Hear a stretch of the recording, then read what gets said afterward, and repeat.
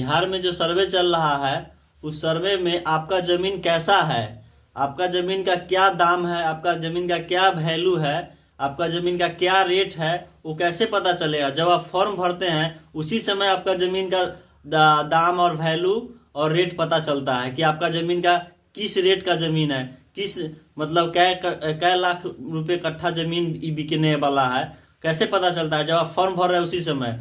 और जो इस बार सर्वे हो रहा है, इस बार सर्वे में 4 प्रकार का जमीन को रखा गया है। सबसे ज्यादा दाम उस जमीन का होगा जो कमर्शियल जमीन होगा, जो व्यवसायिक जमीन होगा। उससे कम दाम होगा वो घर के जमीन होगा, उसका भी बहुत दाम रहता है। और उससे कम हुआ भीट और उससे कम हुआ धनहर। तो आपको कैसे पता चलेगा कि ये जमीन मेरा भीट है कि धनहर है। इसीलिए जब भी फॉर्म भरे तो बहुत बारीकी से फॉर्म भरना है, तभी जाकर आपका जमीन का दाम बढ़ेगा, नहीं तो जमीन का दाम आपका नहीं बढ़ेगा। इसीलिए जमीन का दाम बढ़ाना है तो हिसाब से फॉर्म भरे।